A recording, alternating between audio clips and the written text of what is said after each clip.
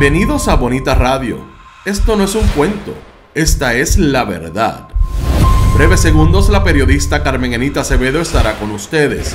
Bonita Radio está disponible en Facebook, Instagram, X, Spotify, YouTube, iVoox y iTunes. Agradecemos a nuestros auspiciadores. Cooperativa Seno Gandía, solidez y futuro. Y Vega Coop, de tu lado siempre. Nuestras transmisiones son viables también gracias al apoyo de ustedes. Pueden enviar sus donativos accediendo a bonitaradio.net. Allí podrán realizar su aportación a través de PayPal o tarjetas de crédito. También pueden realizar su donativo por ATH Móvil Negocios a la Fundación Periodismo 21. O pueden enviar un cheque o giro postal a PMB número 284, P.O. Box 194000, San Juan, Puerto Rico 00919-4000. Bonita Radio, esto no es un cuento, esta es la verdad. Con ustedes, la periodista Carmen Anita Acevedo, en directo desde el estudio Roberto el Indio Acevedo. Muy buenas tardes y bienvenidos y bienvenidas a Bonita Radio. En Qué Palo es Noticia hoy tenemos una entrevista. Así es que van a disfrutar, a criticar, pero sobre todo a comentar de esta conversación que voy a tener con Juan Dalmau. Sí, no es que estaba escondido. Es que pues hizo lo suyo por allá y nosotros dijimos, no te preocupes, que hablamos después. Bienvenido a Bonita Radio, Juan Dalmau. Carmen Anita, un placer estar de vuelta contigo. Y como tú dices, no he estado escondido, he estado haciendo mil cosas de las cuales podremos hablar. Pero ciertamente para mí esta conversación que vamos a tener, que en ocasiones no se da en una dimensión de esta naturaleza, sí, va a ser una conversación importante. Nosotros tratamos en Bonita, y yo creo que lo sabe porque pues así siempre tratamos de que lo sepan nuestros entrevistados, de no solamente tocar lo que está ocurriendo, sino de ir un poco más profundo. Uh-huh. Y yo creo que después de las elecciones, lo que pasó con la alianza electoral, es importante un poco repasar esto, pero además ir sobre esos puntos que después del 2 de enero están vivos de esa campaña electoral. Uh-huh. Pero yo tengo una primera pregunta que cuando salga este programa definitivamente va a estar vigente, y yo quiero saber ¿con cuántos intérpretes usted va a Washington? Bueno, una pregunta importante, seria. No voy con intérprete. De hecho, usted no le paga $150,000 en 4 meses. No. Primero que si necesitara intérprete no le pagaría eso. Okay. Pero no necesito intérprete. De hecho, después de las elecciones yo tuve un viaje a Washington donde tuve la oportunidad de múltiples reuniones después, antes de que juramentara el nuevo Congreso, pero después del proceso electoral. Y no me hizo falta intérprete. Bueno, lo que pasa es que el presidente del Senado estudió en el Colegio Santa Cruz de Trujillo Alto. Usted estudió en Notre Dame, en Cagua. Pues anótalo, ponlo en la nevera. Sí, pero digo, aparentemente mi inglés es de condado moderno, Cagua. O sea, tampoco es que no es legítimo. No soy un British gentleman. Pero me defiendo y yo pienso que las personas que aspiran, particularmente en este contexto que tú planteas la pregunta, que es que hay una gran avanzada de estadistas pidiendo la estadidad en los Estados Unidos, precisamente en momentos en donde Donald Trump ha dicho que el idioma oficial de los Estados Unidos es el inglés, yo creo que es una gran contradicción que aquellos que van allí a pedir que le den la estadidad no tengan las herramientas para poder hacerlo. Y no hablar inglés no hace a un ser humano menos ni más, pero es una contradicción política para aquellos que aspiran a convertirse en un Estado de la nación en momentos en donde el presidente de esa nación está diciendo, y su liderato político, que para ser estadounidense tú tienes que hablar inglés. Y entonces esa es la contradicción. Puerto Rico somos un país caribeño y latinoamericano. Serlo, pero no puede. Claro. Pero no puedes hablarlo. Pero ahí hay una respuesta hoy de Jennifer González que tiene que ver con lo que le dijo a una colega periodista en Washington, precisamente, de que lo que debe hacer el presidente es ampliar la mirada de Estados Unidos hacia Latinoamérica y el Caribe, y que los puertorriqueños hablamos inglés. No es otra contradicción adicional a menos de 72 horas que precisamente el presidente dijera Aquí lo que se va a hablar es inglés y que tenga una política de deportación tan fuerte, sobre todo con latinoamericanos. Eso te iba a decir. Aquí hay que tomar esto en un contexto muy particular. Cuando Jennifer González dice que Estados Unidos debe mirar hacia Latinoamérica, bueno, cuidado, porque ha mirado a Latinoamérica y en la década del 70, del 80, fue el intervencionismo estadounidense que impuso dictaduras, ¿verdad?, claro, de derecha, que respondían. En Sudamérica. Claro, que hubo asesinatos de presidentes democráticamente electos, como en el caso de Chile y Salvador Allende. Así que, cuidado. Lo otro es, como señalas correctamente, el hecho de que Jennifer González hace esas expresiones en un momento en donde Donald Trump tiene como una gran propuesta política. Hacer un muro en la frontera para evitar que los latinoamericanos entren a los Estados Unidos. Y entonces la política migratoria. Fíjate lo siguiente. Todos los arrestos que hemos visto en todos los medios de comunicación estadounidenses, tanto conservadores como Fox News, como también liberales como CNN, es contra latinoamericanos, lo que ellos llaman hispanos, lo que son caribeños. Ahí no ha habido arresto de migrantes ilegales rusos. O portugueses, o españoles, o franceses. No, es una política para subrayar que Latinoamérica es subhumano frente a la política pública del gobierno de Donald Trump. Y bueno, pues por eso es que pienso que esa contradicción que tú subrayas es muy propicia, porque lo que se ve es que en estos momentos que Jennifer González, que lleva 2 meses, cumplió el domingo, como gobernadora de Puerto Rico y con el presidente Donald Trump, ha estado más tiempo fuera de Puerto Rico que en Puerto Rico, y ahora lo que subraya es que va a pedir la estadidad en los Estados Unidos, le pide a sus jefes de agencia que también vayan a cabildear por la estadidad, en los momentos en donde más antagónico es el gobierno de los Estados Unidos. No que no lo fue antes. Vamos a decir la verdad. Claro, históricamente han habido momentos en que lo ha sido, claro. Pero obviamente este es un presidente que se quitó los guantes y dijo, vamos a llamar las cosas por su nombre.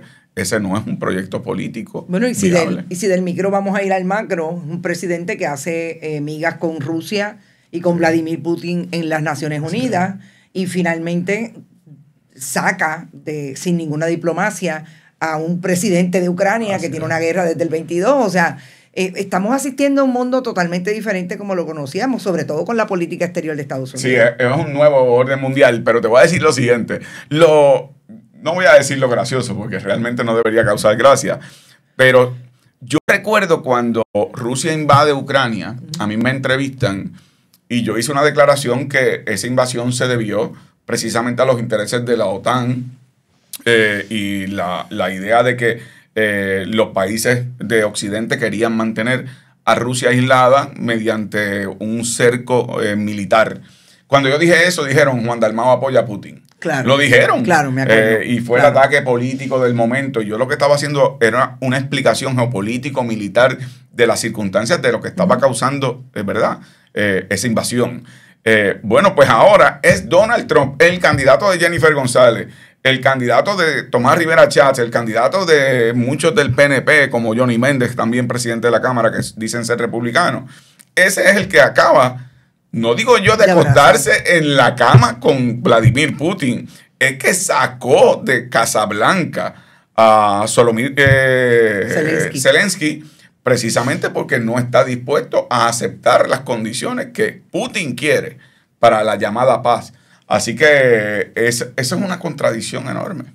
Antes de pasar a Puerto Rico, y obviamente ahí trae un poco el discurso del miedo que fue visceral en la campaña política, me voy a quedar brevemente en el asunto geopolítico sobre lo que usted piensa fue importante de Zelensky si llegó allí con una estrategia. Aquí definitivamente apoyo. Yo tuve antes, no necesariamente lo voy a tener ahora. Si no es por el acuerdo, no llega a la Casa Blanca. ¿Realmente la estrategia le salió bien como está sonando ahora un poco aislado Estados Unidos frente a los países y a los dirigentes europeos? Yo creo que él debe haber visto varios escenarios. Es un escenario complicado cuando todos estos diálogos se dan tras bastidores. Ya hay unos acuerdos y unos entendidos que se firman. Sí, van a y luego lo que hay es una conversación agradable y la conferencia de prensa. Eso no fue lo que pasó. Así que desde un inicio él tenía que haber previsto que Donald Trump iba a montar su espectáculo, sabiendo y conociendo la historia de Donald Trump con Vladimir Putin. Y por lo tanto, ese deslumbramiento que tiene Donald Trump con distintas figuras, como lo es también Kim Jong-il de Corea del Norte. Como lo es Vladimir Putin, ese tipo de conducta él tiene que haberla previsto. Lo que creo que o sea, lo que puede que no haya calculado es que la encerrona fue de tal naturaleza que francamente se convirtió en como si fuera un programa de ¿cómo se llama esto? De tiempo real. Entretenimiento. Exactamente. Exacto.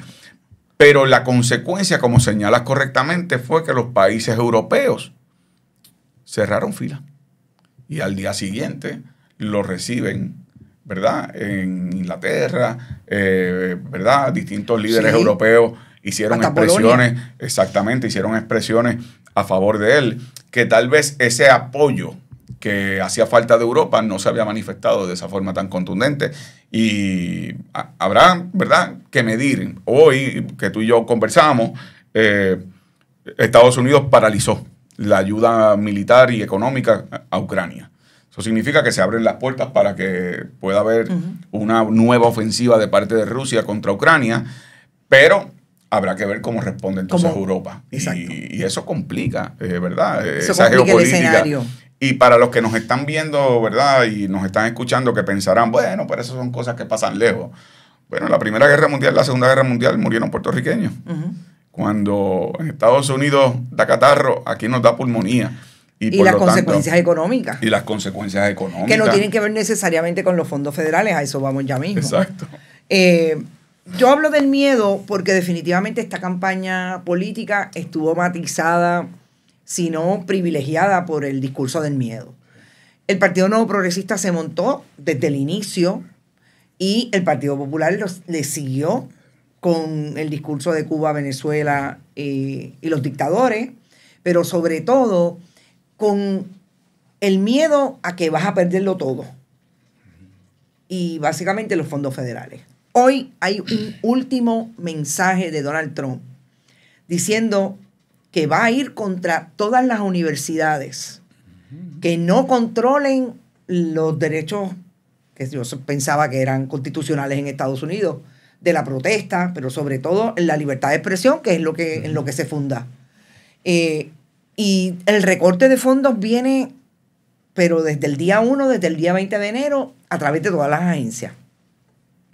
Ese nivel de doctrina del shock, de brutalidad en términos de la exposición de lo que piensa hacer el presidente, ¿lo esperaba para Estados Unidos? Obviamente con la consecuencia que tiene para Puerto Rico. En Puerto Rico se ha sufrido por mucho tiempo y yo recuerdo cuando yo fui senador combatir aquellas medidas que decían que tú no podías protestar en ciertos lugares. De hecho, en la Universidad de Puerto Rico se aprobaron reglamentos en donde tenías que pedir permiso en unos espacios particulares para hacer una protesta. Y ahora están pasando una ley. Y están pasando ahora un proyecto de ley.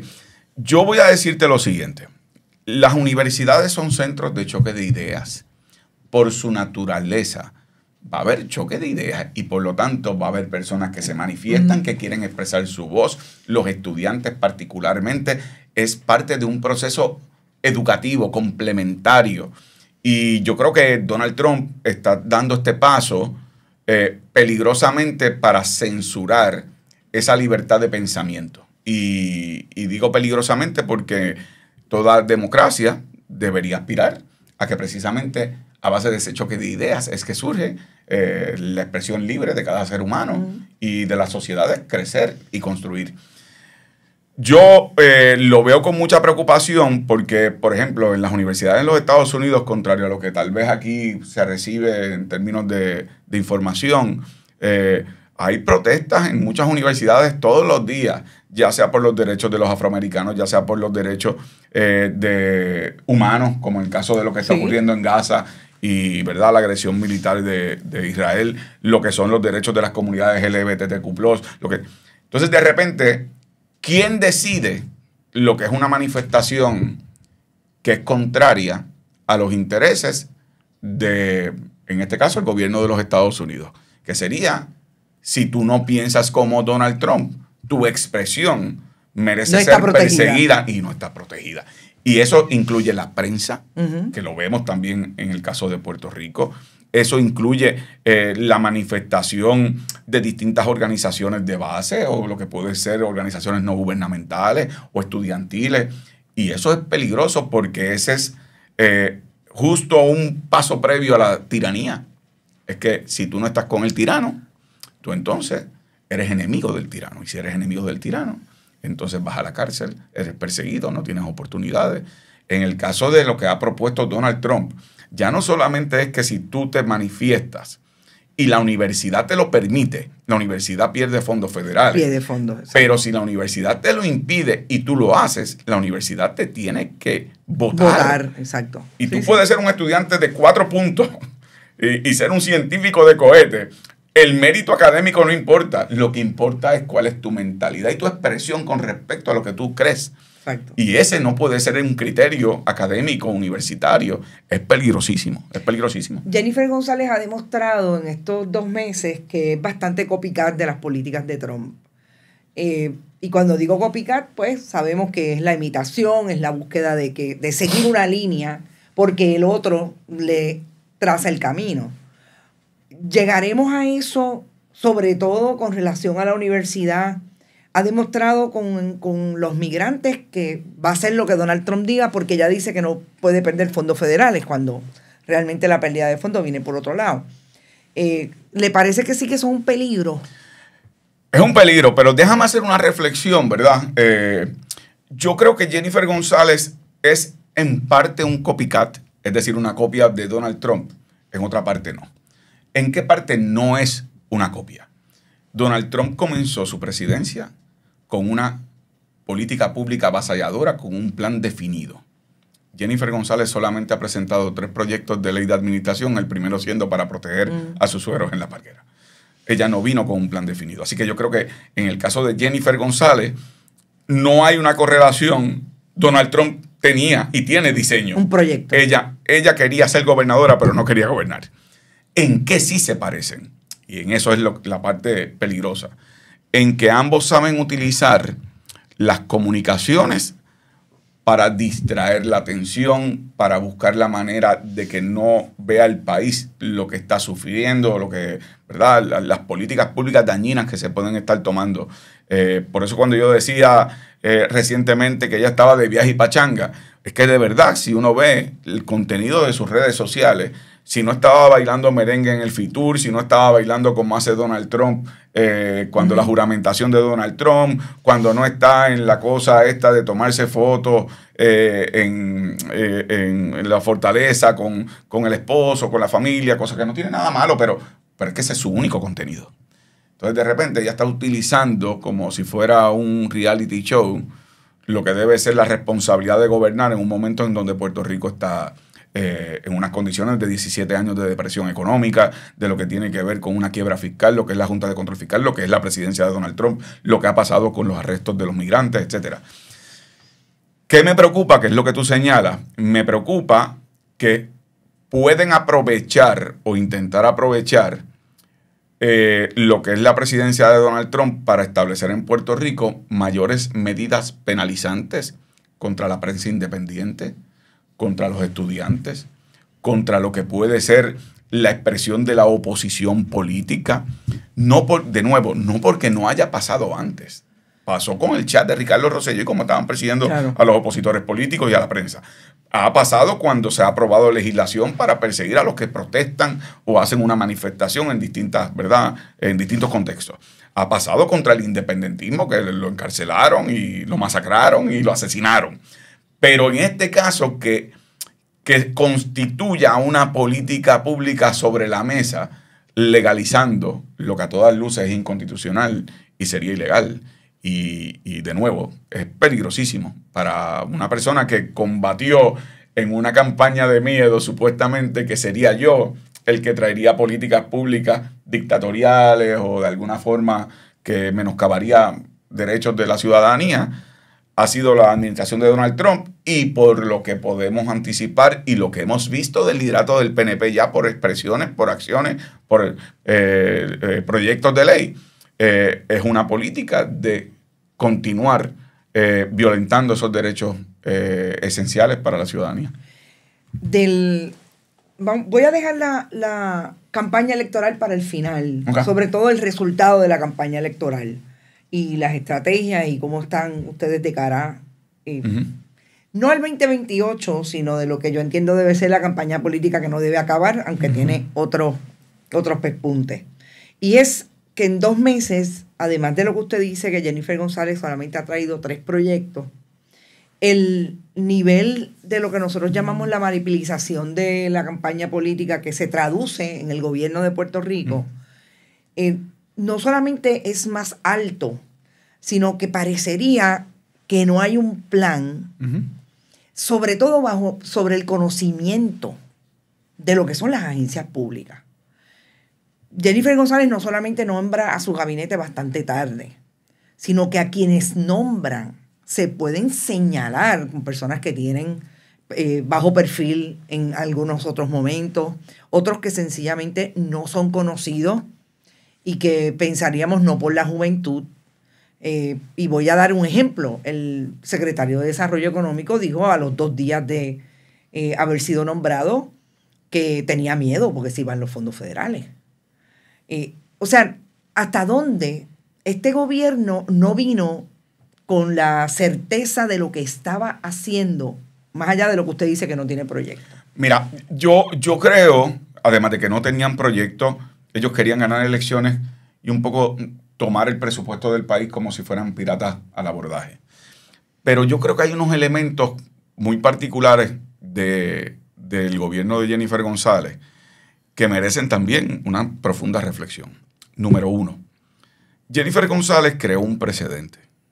Ese precedente fue que retó a un incumbente de su propio partido y lo derrotó en una primaria. Eso generó que personas que antes podían estar vinculadas al gobierno, bien o mal, no quisieran colaborar con el gobierno de Jennifer González.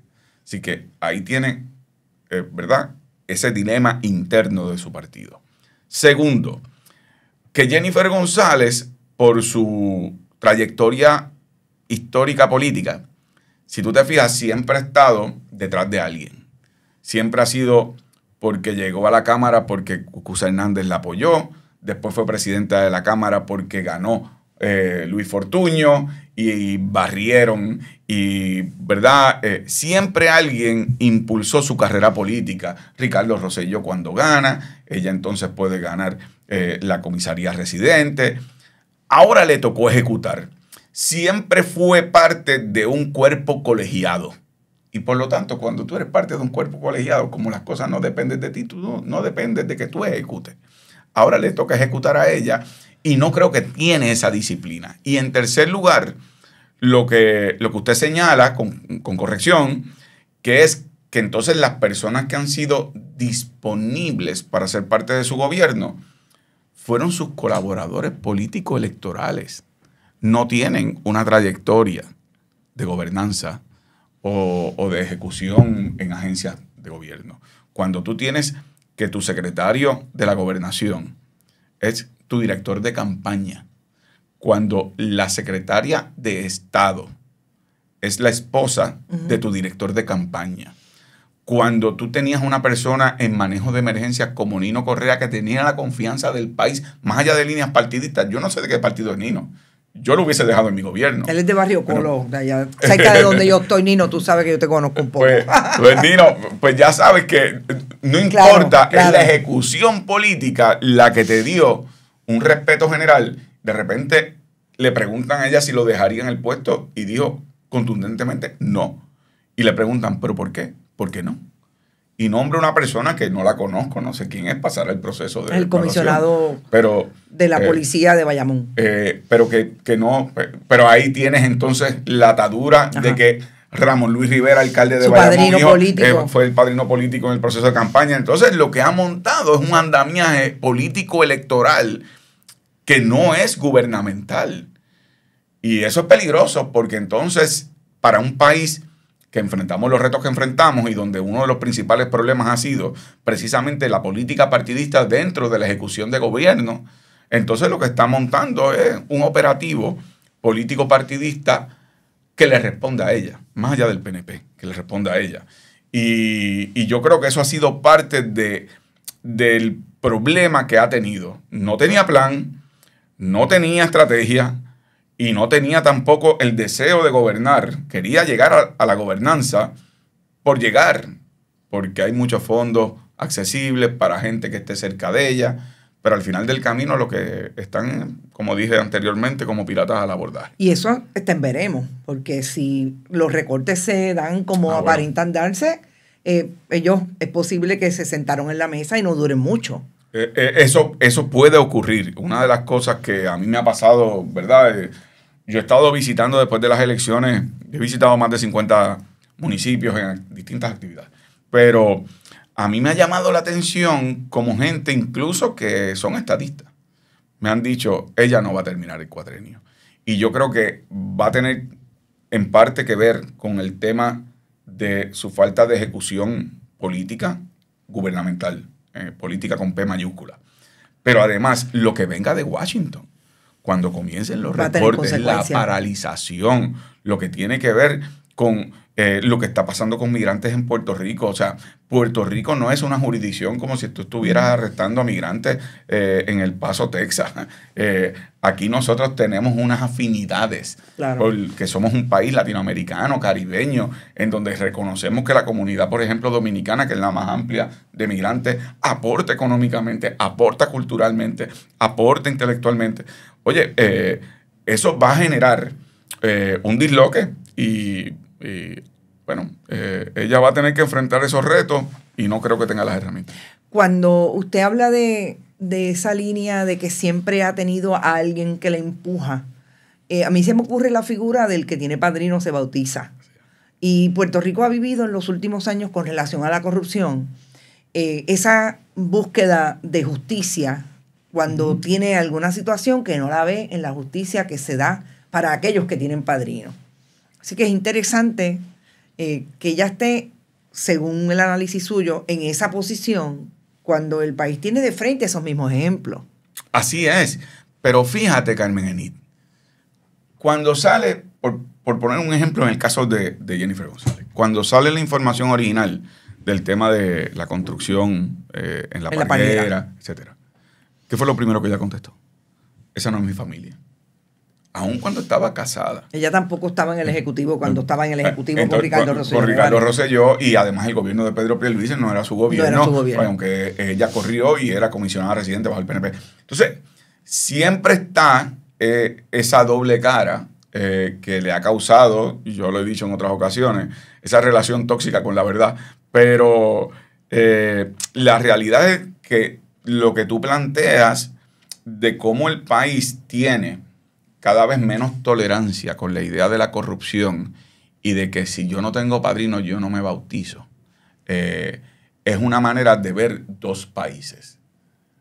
Una parte privilegiada, que son los protegidos, y el gran pueblo, que tenemos que estar moliendo vidrio con el pecho todos los días. Y yo creo que cada vez hay menos tolerancia con eso, y lo reflejó el resultado electoral de las pasadas elecciones, como las del 2020 y las del 2016. Esto viene construyéndose, pero yo creo que cada vez hay menos tolerancia con ese tipo de abuso. Vamos a la elección, y quizás debemos empezar por ahí. Yo el otro día escuché en algún sitio una entrevista con usted que dijo que a usted no le gustan las campañas negativas. ¿Cómo usted define las campañas negativas? Mira, yo te voy a hacer una admisión. Parte de la introspección que yo he hecho de la campaña es que yo cometí un error. Y un error fue que yo no creo en campañas negativas porque yo nunca he pensado que tú debas utilizar ataques personalistas o ataques, ¿verdad?, directos a un candidato con respecto a cosas que no tengan que ver sus ideas o sus propuestas o su historial. Eso es otra cosa. Así que mi campaña no recurrió a algo que debió haber hecho. ¿Pero qué le debió haber dicho a Jennifer González que no le dijo? Por ejemplo. Por ejemplo, ella es parte del historial de corrupción y mal gobierno del PNP. Ella fue cómplice de la quiebra del gobierno de Puerto Rico. Ella fue partícipe y fue protagonista de momentos en donde se encubrieron actos de corrupción. Y eso no es una campaña negativa visto ahora, ¿verdad? En retrospectiva. Okay. Eso es el resumen. Ese es el historial. Y tal vez yo fui muy cuidadoso en no querer caer en eso y debí habérselo recordado al país. Obviamente la prensa lo hace como parte de su rol de fiscalización. Obviamente pues también lo que eran ¿verdad? Los momentos orgánicos en las redes, lo que fuera. Pero oficialmente yo nunca entré de esa forma y pude haberlo hecho. Así que cuando yo digo lo de campaña negativa, tal vez debo cualificar lo que es tu pregunta. Yo no voy a atacar a Jennifer González por razones familiares, personales o lo que fuera, cosa que otra gente la atacó. Pero yo debí haber subrayado más lo que había sido su historial nefasto con respecto a su ejecución política en las posiciones que ocupó. Y nada, uno aprende y con humildad así lo recibe. En este momento hay una intervención, yo diría que de un 99.9% del esposo de Jennifer González en las actividades oficiales. Eso lo paga el pueblo de Puerto Rico. Eso es una cuestión de hecho. No sería una campaña negativa decir qué hacía José Jovín Vargas, que supuestamente es médico, todo el tiempo en las actividades. Y el problema no es que participe, porque obviamente su esposa en algún momento, claro, si usted tiene una posición oficial, claro, va con usted a... Claro. Lo que pasa es que lo posicionan, claro, a nivel visual como si él fuera algo del gobierno de Puerto Rico. Sí. La gente necesita saber quién está pagando. Sí, porque... y fue un planteamiento que se hizo, por ejemplo, en el pasado cuatrienio con Pedro Pierluisi y su hermana Caridad Pierluisi. Claro. Y es un planteamiento que se hace, por ejemplo, se había hecho con Joe Biden y uno de sus hijos. Sí. Así que yo pienso que eso es un planteamiento legítimo. No es un ataque a la familia, porque claro, no tiene que ver con un asunto familiar. Contrario a lo que me pasó a mí en la campaña, que sí me atacaron con aspectos que eran mentiras para asuntos familiares, pero y nada, y mi familia ya estábamos preparados para eso, pero lo que digo es que hay una distinción y yo comprendo esa distinción y creo que es algo que de cara al futuro hay que ser más abiertos en términos del mensaje que se le envía al país, porque los que aspiramos a ocupar puestos públicos y puestos políticos importantes como la gobernación, pueden ser otros, cada cual tiene que dar explicaciones con respecto a cómo se usan los fondos públicos, cómo se usan los espacios públicos, cómo se usan las influencias de acuerdo al espacio público que ocupas, y por lo tanto, esas son explicaciones legítimas que uno puede exigir. Lo que sí ha sido en este análisis de la campaña electoral y del resultado es vocal con relación a los medios de comunicación que participaron de alguna manera en el discurso, sobre todo del miedo, la retórica del miedo, los periodistas que manejaron ese tipo de información. Yo no los menciono aquí, ustedes saben que yo cuando tengo que mencionarlos los nombro con nombre y apellido. Noti1 Alex Delgado, no te vamos a mencionar. me va a dar la oportunidad de decir algo, porque hoy precisamente esa gente que no me quieren tanto que me cogieron en bonitasradio.com. ¿De verdad? ¿Por qué será? Ustedes saben que yo estoy pegada y ustedes no. Ustedes están atrás, ustedes son medios tradicionales. Eso es todo. Volviendo acá, velatería que sacar. Sí, no, para que tú veas, pero eso ayuda. Pero claro, y es legítimo. ¿Para qué estamos en esto? Claro. Sino para decirlo de frente. Claro. Pero a lo que voy es que me parece importante porque, y le pregunto, si eso fue una respuesta a lo que recibe de la gente, de su crítica, de lo que tienen las audiencias como crítica, de lo que somos los medios de comunicación. Somos periodistas independientes por un lado y otros que están encajados en otra estructura. No, mira, yo te voy a decir esto, y ¿verdad? Esta es mi experiencia. La gente con la que yo he tenido oportunidad de hablar después de la campaña y que son personas que se hicieron disponibles para ser candidatos y candidatas, funcionarios de colegio, te digo, más de 50 pueblos visitados, etc. No todos están de acuerdo con la manera en que algunos miembros de la prensa o algunos programas de televisión o radio, etcétera, proyectan unas cosas. Pero es una discrepancia desde el punto de vista de la opinión, ¿verdad? De una opinión en cómo se cubre o cómo se hace. Pero de lo que tampoco tengo duda es que están claros en que hay unos medios o unas personas que lo que tienen es una plataforma político-partidista que se visten del ropaje prestigioso de decir que son periodistas, prensa, estaciones de radio, noticiosas, etcétera, y que llevaron a cabo una campaña política. Son dos cosas distintas. Yo puedo discrepar de una visión que tú tengas, tú puedes discrepar de una visión mía, tú tienes tu ejercicio fiscalizador, yo tengo mi función como portavoz político de un partido, un movimiento político, pero eso es una discrepancia de opinión o de visión. Lo otro es cuando tú tienes y te conviertes como medio de comunicación en un abanderado político partidista. Y lo puedes hacer, pero dilo. Entonces, ¿qué pasó en esta pasada campaña? Jennifer González recogió más de 15 millones de dólares en contribuciones para su campaña. Pero no fue solamente eso. Fue un super PAC que se hizo llamar Democracia y Prosperidad, sí, en donde recogieron más de 5 millones de dólares. Fue empresarios que le escribieron a sus empleados a decirles que no podían votar por candidatos de la alianza y por el cambio, porque perdían sus trabajos. Fue un programa de chismes que vino específicamente, exclusivamente. Llegó en agosto y se fue en enero, en donde había una estación de radio que campana a campana era el único tema. Y por lo tanto, mi experiencia ha sido eso. Una cosa es discrepar con el ejercicio que puedan ejercer personas en su función importante de fiscalización como parte de la prensa. Pero otra cosa es básicamente convertirte en una agencia de publicidad o en un portavoz de una campaña política sin disimulo alguno. Y si tú fueras a calcular el costo del tiempo en medios que se le dedicó a Jennifer González en estaciones de radio, televisión, etcétera, más de 30 millones de dólares. Mi campaña tenía 1.2 millones de dólares. Era una desproporción enorme para enviar un mensaje.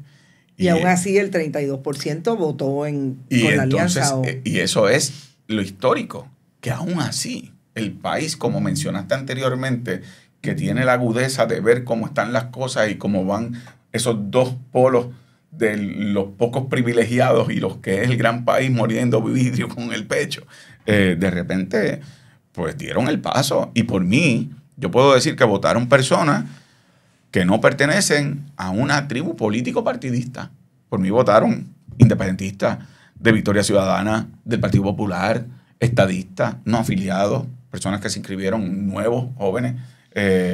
La variedad más grande con una aspiración de esperanza y de cambio que es extraordinario. Y por eso es que yo creo que aunque el resultado no es el favorito, pero caramba, como decía el poeta, no es perfecta, más se acerca a lo que yo simplemente soñé.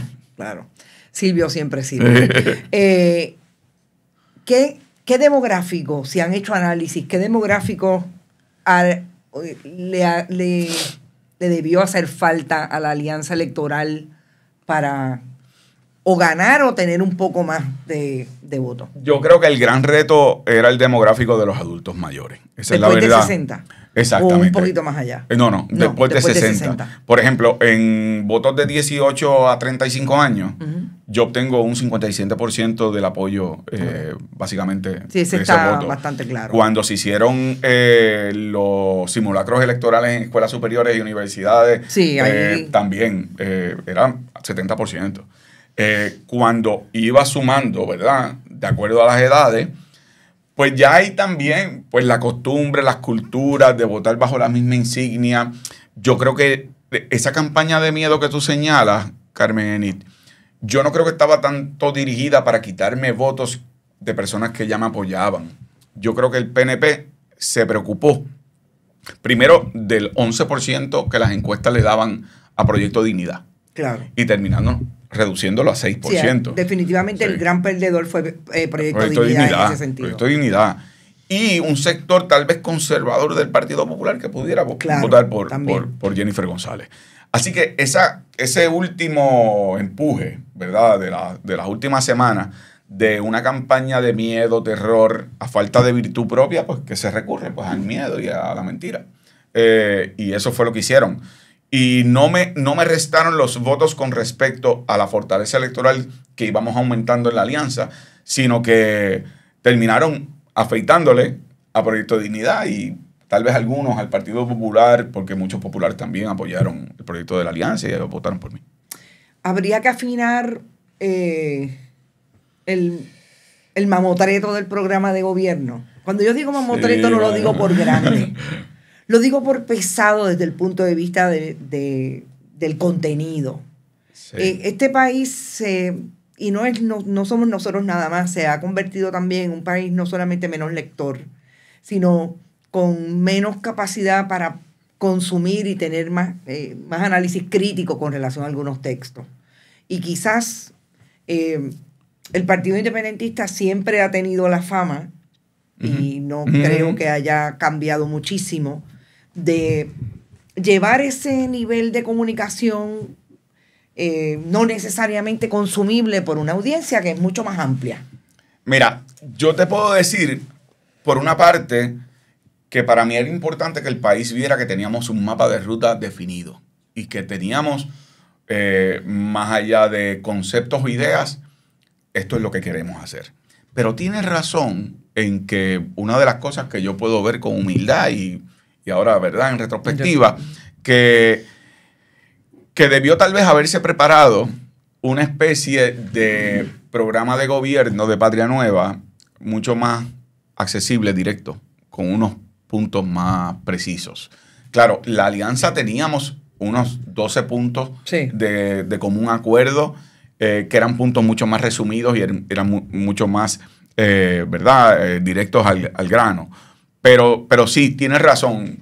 Es importante tener un programa de gobierno y que la gente vea que uno toma en serio los asuntos de gobernanza, de corrupción, de qué haría, de qué cambiaría con respecto al medio ambiente, recursos naturales, el desarrollo económico, etcétera, etcétera. Pero sí, debe ser más digerible en términos de comunicaciones y eso es parte también de lo que uno tiene que aprender del proceso. Ahora vamos a la alianza. Evidentemente hubo gente en el Partido Independentista que no necesariamente se convenció por votar por Ana Irma Rivera Lacén. Las teorías son múltiples. Yo podría decir que mi análisis definitivamente hubo cosas que no cuajaron en esa alianza desde el punto de vista de algunos candidatos y del Partido Independentista.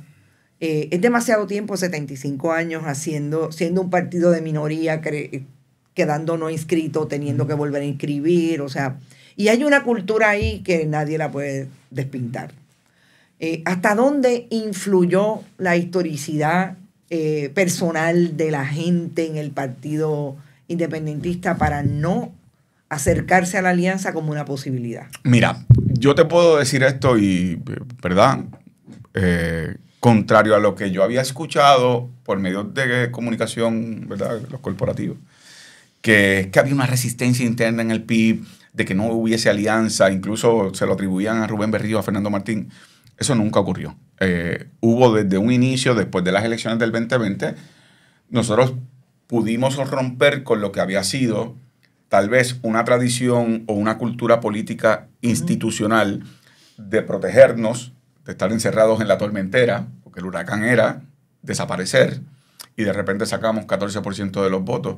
Entonces ahora, ¿cómo podemos construir?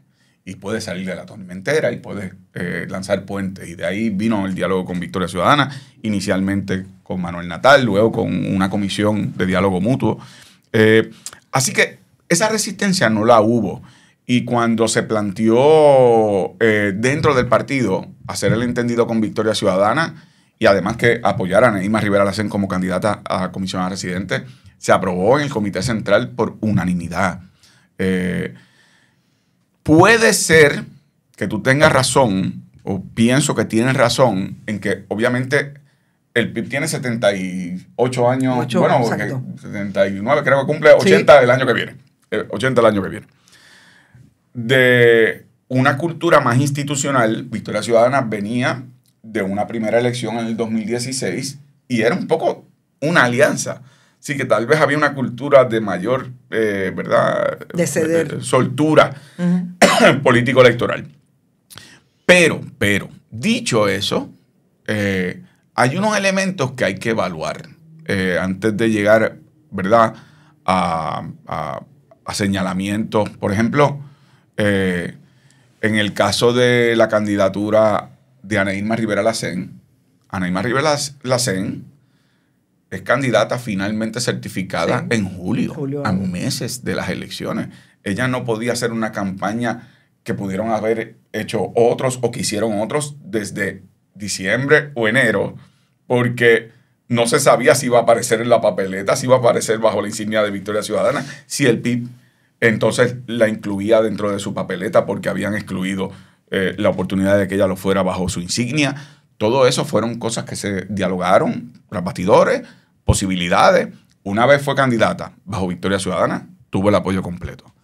Segundo, la ley electoral no permitía la coaligación, lo cual entonces era una campaña de voto mixto. Sigue siendo una camisa candidatura o por ¿verdad? Entonces es una camisa de fuerza porque yo no podía hacer anuncios a favor de Ana Irma porque era una transferencia ilegal de fondos a su campaña, ni ella conmigo. Así que había una limitación enorme. Y lo otro, que yo pienso que tal vez dentro de los que habían apoyado el proyecto político de Victoria Ciudadana en el 2016, algunos no apoyaron esa candidatura y tal vez apoyaron la candidatura, ¿verdad?, de Pablo José Hernández Rivera. Y no lo digo por menospreciar el esfuerzo enorme, extraordinario que hizo Ana Irma, que yo creo que hay que reconocerlo. Pero lo pienso porque, pues, cuando pasan las elecciones del 2016, uno ve los resultados electorales que obtuvo la doctora Sayira Jordán, y cuando comparas con los de Ana Irma, pues no son, ¿verdad?, no corresponden. Ocurre en el caso de la candidatura de Manuel Natal. Manuel Natal, que aunque aumentó votos en esta campaña en términos numéricos, en términos porcentuales, pues no fue igual a lo que se logró en el pasado, aun cuando el Partido Popular obtiene menos votos en la candidatura de alcaldía. Sí, pero aumentaron los del PNP. Aumentaron los del PNP. Muchos populares que habían votado en el pasado por Rosana López, pues en estas elecciones no apoyaron a Manuel Natal, y Manuel Natal era candidato único en San Juan con respecto a que el PIB no postuló candidato. Exacto, la alianza. O sea que hay unas complejidades del proceso y de cómo se lleva el mensaje, cómo la ley electoral amarra, que hay que evaluar, y yo creo que tenemos que tomarlo como lecciones, asumirlo con humildad, ¿verdad? Y saber dónde se pudo haber fallado, dónde podemos mejorar y ampliar la alianza, fortalecerla. Esa es mi actitud de puertas abiertas. Yo creo que logramos algo histórico. O sea, el día de las elecciones, la noche de las elecciones, la alianza, más allá de los votos que yo obtuve, o Ana Irma, nosotros ganamos el precinto 2 de San Juan, el precinto 3 de San Juan, el precinto 4 de San Juan. Luego vienen entonces también los votos estos adelantados, sí, y el voto por correo, que también tenemos que hacer arreglos para que nos preparemos de cara al futuro a eso.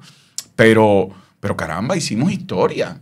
Logramos ser la segunda fuerza política del país, cosa que no ocurría desde hacía décadas y décadas y décadas. Desde que el PNP y el Partido Popular se están turnando en el poder desde el 68, que es la primera vez que compite el PNP. O sea que, pero tenemos que sí hacer esas evaluaciones y hacerlas de una forma interna y tener un cuidado. Carmen Enit, el PNP tiene el poder político ahora.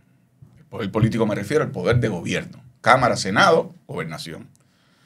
Lo que estemos discutiendo públicamente puede ser el mapa de ruta para enmiendas a la ley electoral que impida que se puedan lograr mejores entendidos de cara al futuro. Así que hay que tener también discreción, disciplina, y esas cosas se deben discutir. Yo me voy a ir a la disciplina porque candidato por candidato nosotros podemos hacer análisis de por qué, por ejemplo, muchos populares votaron fuera de la alianza, que habían votado popular y eran posiblemente en San Juan que votaran en contra de Miguel Romero.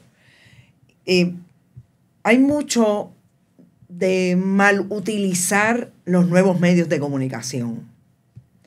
En la manera, en la respuesta, en la pelea chiquita, la madurez versus la inmadurez. De candidato a candidato se puede ver la lentitud con que contestan. Pueden estar 3 días. El otro día a mí me llegó una información que realmente nosotros la habíamos sacado 5 días antes y ya había dejado de ser noticia 3 días. Y ahí en ese momento hicieron el comentario. O sea, se puede ir persona a persona y se puede establecer. A mí lo que me preocupa, o lo que yo creo que está puesto allá afuera de preocupación, es la conversación entre esa misma gente que apostaron y que estuvieron disponibles y que el país le dio un 32% para que fueran una posibilidad. ¿Usted cree que hay en esa misma gente, incluso para no correr por las mismas posiciones y asumir otro discurso, pero para provocar una alianza hacia el 2028? Yo te puedo hablar de mí. De parte mía, la mayor disposición. ¿No ha hablado con los demás? Yo tuve reuniones después de las elecciones con Ana Irma, me he reunido varias veces, me reuní con Manuel Natal, tuvimos oportunidad de conversar un buen rato y tengo con ellos una relación de extrema cordialidad y candidez en los momentos que hemos tenido que hablar. Nos hablamos, cartas en la mesa. Pero te admito que después de las elecciones hubo personas que hicieron tal vez expresiones públicas que se malinterpretaron tal vez que estaban dirigidas al PIB. Yo creo que estaban más dirigidas a procesos internos de Victoria Ciudadana. ¿Qué puede estar ocurriendo en términos internos en Victoria Ciudadana? Recuerden que este acuerdo no fue un acuerdo de una fusión. Victoria Ciudadana como organización tiene su independencia y autonomía. Un colectivo y nosotros somos exacto. Otro. Nosotros manejamos lo nuestro. Así que pienso que tal vez puede haber unos procesos internos que ellos tendrán que manejar o evaluar. Pero de que Victoria Ciudadana como institución favoreció la alianza bajo los términos que se dialogaron con personas que estuvieron muchos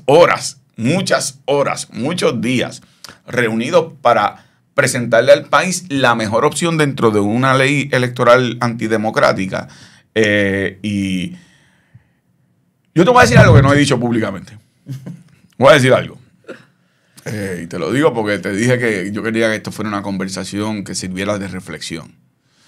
Al principio, cuando comenzamos las conversaciones, yo pensé que lo que se iba a alcanzar era un apoyo entre Manuel Natal y yo para 2 candidaturas. Y yo pensé que ese iba a ser el entendido entre Victoria Ciudadana y el PIB. Afortunadamente me equivoqué. Afortunadamente me refiero a que esas conversaciones fueron abriendo camino. Y de repente, caramba, pues yo soy el candidato a la gobernación con el apoyo de Victoria Ciudadana, Ana Irma Rivera Lacén, comisionada residente, con el apoyo del PIB, Manuel Natal, candidato único en San Juan. Hubo 5 alcaldías en donde había candidatos únicos, ya sea de Victoria Ciudadana o del PIB, con apoyos mutuos.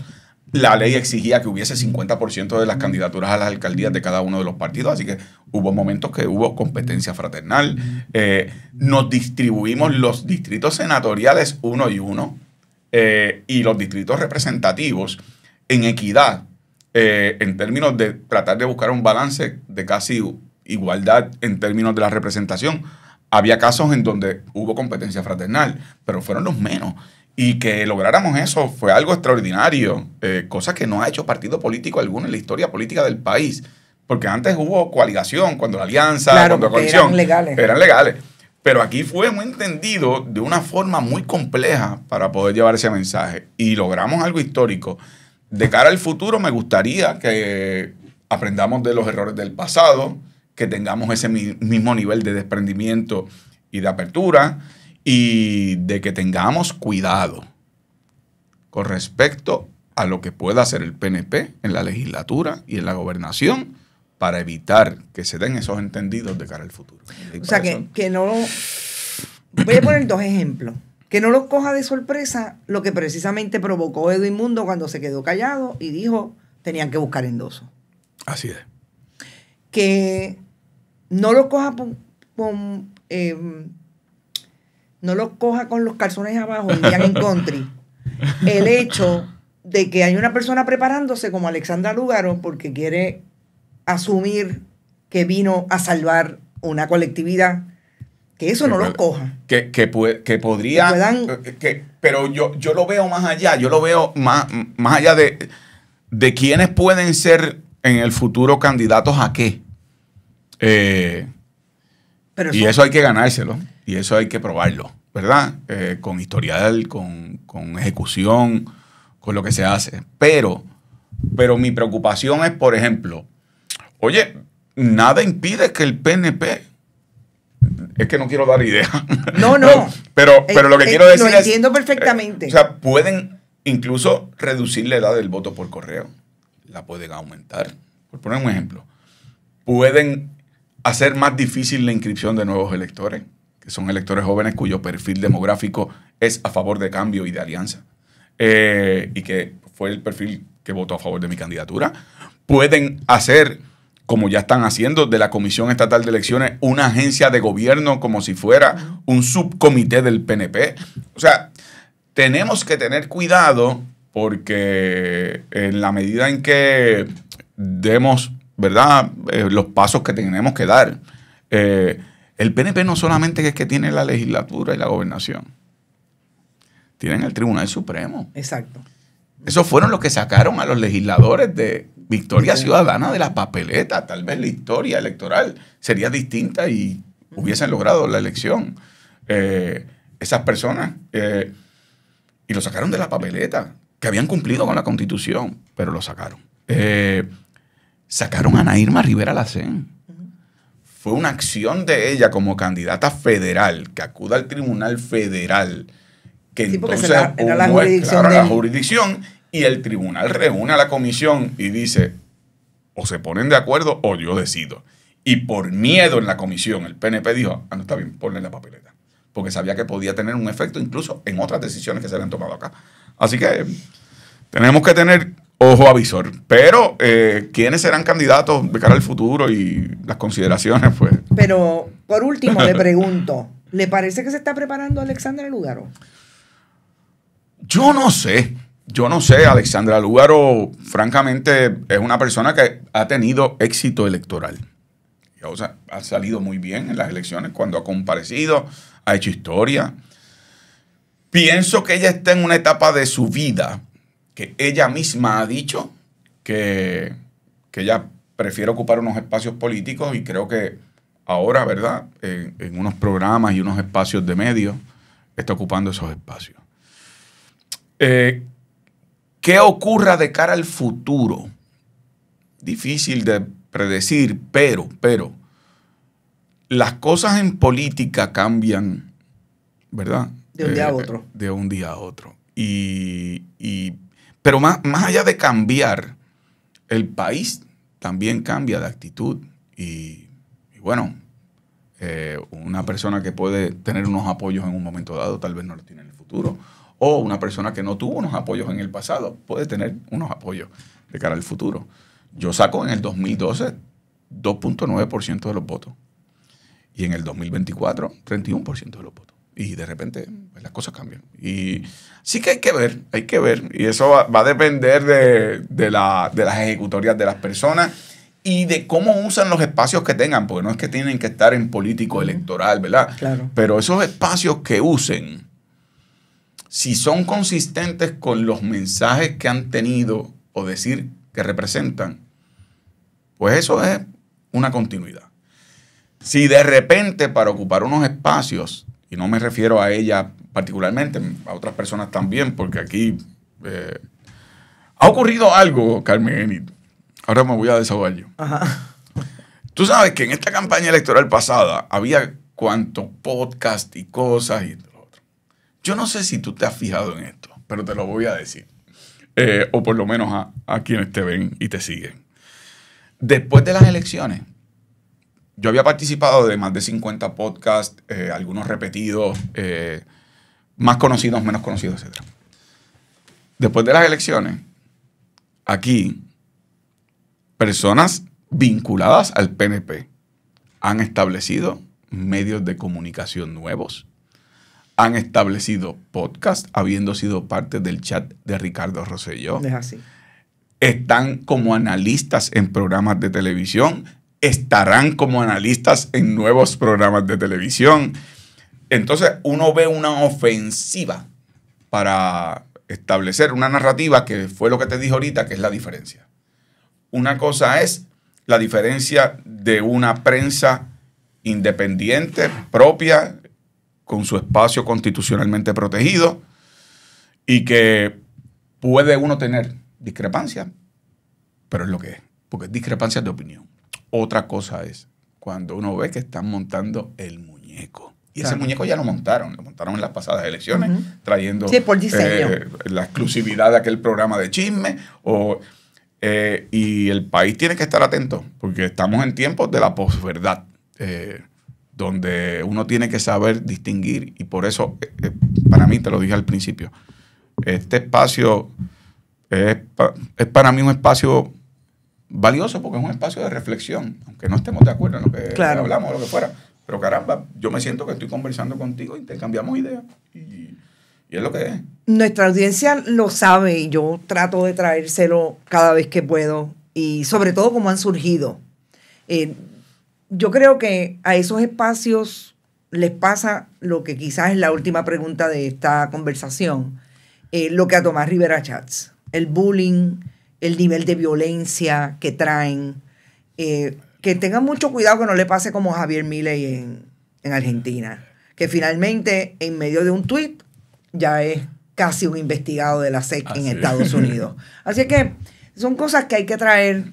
Y quizás el último tema es Tomás Rivera Chats, porque ha sido demasiado fuerte desde que ganó la elección, que llegó tercero, pero ganó la elección, con su proyecto de dirigir el país en lugar desde el Ejecutivo, desde la legislatura.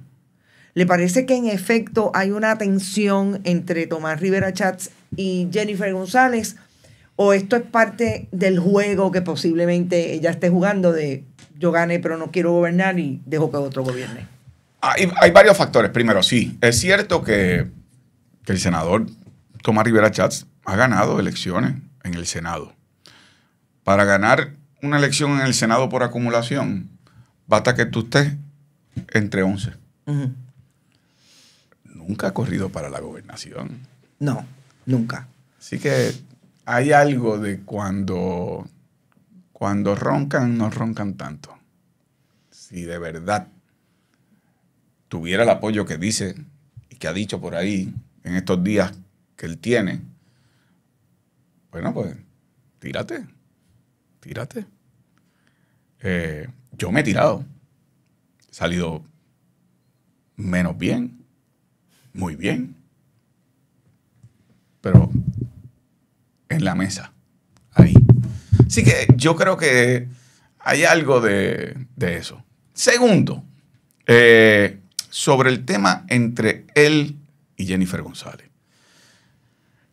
El historial del senador Tomás Rivera Chats cuando ha sido presidente del Senado ha sido ser antagónico con los gobernadores de turno. Lo fue con Fortuño, lo fue con Ricardo Rosselló, lo fue con Wanda Vázquez, lo fue con Pedro Pierluisi, lo fue con, aunque él no era presidente del Senado, pero también tenían sus discrepancias. Ha querido mantener su distancia ahora con Jennifer. ¿Cuál es la diferencia? Y aquí es que viene la ecuación interesante. La diferencia es el precedente creado por Jennifer. El precedente creado por Jennifer es que ella retó a un gobernador incumbente de su partido y le ganó una primaria. Y yo no estoy diciendo que Tomás va a retar a Jennifer. Si algo nos enseña la historia es que él no está dispuesto, a jugar a quemársela porque una cosa es con guitarra y otra cosa es con violín. Ay, claro. Pero puede haber otras figuras en el PNP, como el alcalde de San Juan, Miguel Romero, que de repente se eleve para retar a Jennifer González y él, Tomás Rivera Chatz, estar en posición de protegerse a ver con quién está. Así que yo creo que él ha mantenido como que esa distancia. Lo ha hecho en el pasado, que es para mantener una distancia. Pero siempre cumple con la agenda del Ejecutivo. Oh, sí, a Pierluisi, claro. O sea, a Fortuño le hizo todas las emisiones de bono. Todas las emisiones de bono. A Ricardo Rosselló Nevares, independientemente del final del Ricky Renuncia. Sí, pero ahí la reforma laboral 1, 2, por ejemplo. La ley 7 con Fortuño. Yo era senador cuando Ricardo Rosselló era gobernador. Y te voy a hacer la siguiente anécdota. Tomás Rivera Chatz hace una vista pública de nombramiento de Julia Keller. Le abrió las puertas, la protegió. Preguntas, con excepción de aquella pregunta que tenía que ver con el tema de perspectiva de género, y ella después entonces en un receso dijo que le iba a eliminar. Cuando se llevó a votación ese nombramiento, él esperó a que todo el mundo votara. Yo voté en contra del nombramiento de Julia Keller. El PNP, su delegación completa, le votó a favor. El último voto lo ejercía él, porque como es presidente del Senado, él diseñó el único que habla al final es él, y el único que puede votar al final, exacto, es él, que también es un mamey. Y terminó votándole en contra a Julia Keller. Pero lo hizo para simular una distancia con Ricardo Rosselló, pero le había hecho todo el trabajo y tenía la delegación allí. O sea que, como dice, yo soy ochentoso, así que, como decía aquel anuncio, en la lucha libre. En la lucha libre. Eso es más allá de los 80, más atrás de los 80. Aquí hay simulaciones que ya están leídas. Yo soy de las que pienso que Tomás Rivera Chatz tiene un libreto y su delegación tiene que votar con ese libreto. Sí. Y tiene que actuar con ese libreto. Bueno, recordarás la vista en donde Gregorio Matías interrumpe a Adrián González como senador del PIB. Y Tomás sale en defensa de Adrián. No salió en defensa de Adrián nada. Él quería hacer una afirmación de autoridad interna dentro de su delegación. Sí, es como cuando felicita a Eliezer Molina. Porque el pueblo votó por él, pero mira, así con las manos amarradito, como Dios mío, lo que he tenido que hacer hoy. Yo pensé que era la última, pero la última pregunta sí tiene que ser. Esta semana es la semana de las vistas del proyecto Esencia en Cabo Rojo. Las protestas han iniciado. Tengo que decir que yo creo que estratégicamente la gente del oeste ha tenido una visibilidad más en redes, ha logrado como que penetrar con una información por ahí. Obviamente físicamente es mucho más difícil Cabo Rojo. No solamente por la gente del oeste versus la gente de San Juan, sino que el espacio es súper amplio como para hacer protestas, mucho más difícil. Pero bueno, lo vamos a ver en algún momento en alguna actividad que convoque a la gente precisamente para el malestar sobre lo que está pasando en la costa. Sin duda alguna. Lo he estado, de hecho, y han estado también los legisladores. Adrián González visitó no solamente la zona de Laja, también visitó la zona de Esencia o el área de Cabo Rojo donde pretenden hacer el proyecto Esencia. También estuvo Denis Márquez. Francisco Arroyo, que fue nuestro candidato a alcalde en Cabo Rojo, ha sido un portavoz importante en el proceso. Boriqué. Y así también profesores con quienes me he reunido y he compartido con ellos, que han estado también presentes en el proceso. Participé de un documental recientemente también sobre ese particular, del más reciente abuso que quieren cometer con respecto no solamente a los recursos naturales y ambientales, es que el impacto que va a tener en la calidad de vida o la falta de calidad de vida de las personas en Cabo Rojo, en la zona del poblado, pero también en lo que tiene que ver con el acceso al agua, por ejemplo, de esa zona. Es terrible. Así que sí, me van a ver como parte de uno de los proyectos en donde yo he participado en otras cosas. De hecho, para la campaña del 2020, Mira lo que son las cosas, Carmen Enita. Te voy a decir más. Después de María, en el 2017, uno de los primeros sitios que yo tuve oportunidad de visitar, porque como no había teléfono, no había comunicación, me fui a la isla a buscar el liderato político. Betsaida Bonet era la legisladora municipal en Rincón del PIB. Uno de los primeros sitios que yo visité fue la zona de Córcega. Que es donde estaba. Rincón. Exacto, en Rincón, donde estaba el condominio Sol y Playa. Y recuerdo haberlo visto como se lo había comido, ¿verdad? El mar. Y yo dije, primero, que ¿quién es el irresponsable que construyó aquí, frente al mar? Pero segundo, ¿a quién se le ocurriría volver a construir? Bueno, pues años después vimos lo que pasó. Y para estas pasadas elecciones visité esa zona antes de que se convirtiera. En aquel momento era una preocupación previa de lo que podía pasar con el proyecto Esencia. Y lo que te quiero decir con esto es que nosotros siempre hemos estado donde tenemos que estar. Y como partido, nuestros legisladores municipales, nuestro liderato local, nuestro liderato nacional, nuestros legisladores nacionales, vamos a estar en apoyo a lo que se van a hacer en esta semana, vistas públicas que van a hacerse en la legislatura municipal, en la alcaldía de Cabo Rojo, pero más allá de esas vistas públicas, en lo que tengamos que hacer para crear conciencia, para movilizar, y ahí voy a estar en algún momento. Bueno, le agradezco muchísimo la entrevista, la conversación. Ya ustedes saben, pueden comentar, pueden enviar preguntas, como siempre. Yo la comentaré el viernes porque sale el jueves a las 5 de la tarde. Comentaré la entrevista y compartiré con ustedes lo que tengamos que compartir. No se olviden que volvemos en otro momento, que no voy a decir cuándo, porque como esto es grabado, pues entonces después ustedes se equivocan y yo también. Así que nos vemos. Cuídense. Éxito. Bonita Radio. Esto no es un cuento. Esta es la verdad. Este programa fue traído a ustedes por Cooperativa Seno Gandía, Solidez y Futuro, y Vega Coop, de tu lado siempre. Y no olvide que puedes realizar sus donaciones a través de ATH Móvil en la sección de negocios como Fundación Periodismo 21. O puede acceder a nuestra página de internet bonitaradio.net y donar a través de PayPal o tarjetas de crédito. También puede enviar cheques o giros postales a nombre de la Fundación Periodismo Siglo XXI, PMB 284, P.O. Box 194000, San Juan, Puerto Rico 00919-4000. Bonita Radio. Esto no es un cuento. Esta es la verdad.